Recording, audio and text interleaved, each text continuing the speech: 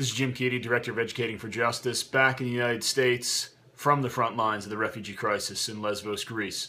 In the last 12 hours, reports have come out that a number of volunteers have been arrested, members of the Pro-Am Aid Spanish lifeguard group, as well as lifeguards from the Danish group Team Humanity. The reports have said that these lifeguards have been arrested because they were being involved with human trafficking.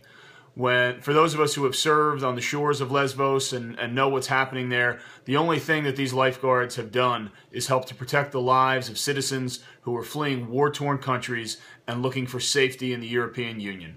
Had those lifeguards not been there on multiple occasions, there could have been even more disasters and more deaths from people crossing from Turkey to Greece in the small dinghies that are overpacked with inadequate engines, many times where the engines kick or they run out of gas, the boat begins to take on water, and the only lifeline to safety is coming from those lifeguards that have volunteered and spent their time just trying to help human beings. Now, international maritime law clearly states that when a boat is in distress, if you are in another boat and you can offer them help and aid, it is your legal and moral responsibility to proceed as quickly as you can to provide aid to the boat in distress. That is all that these lifeguards were doing. I am unsure why this crackdown is beginning now, but it is a dangerous foreboding of what may be coming in the future for volunteers and aid groups that are working on Lesvos.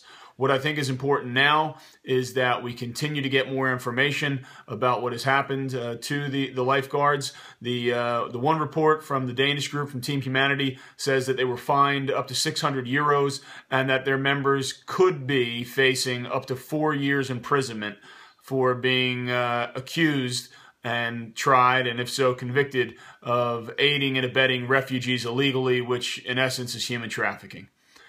This is why it is so critical that we have a consistent, comprehensive, international political solution to the refugee crisis that has emerged on Lesvos. For far too long, the Greek government has been left on its own, and it is unfair. It's unfair to the central government in Athens, it's unfair to the local government on Lesvos, and it is imperative now that the international community step in with the same level of compassion and commitment to human rights that the volunteers have shown in the past months as they have helped people to get safely to shore, provided them hospitality and aid, and are working with them to try to get them refuge, legal refuge, in countries throughout Europe and North America.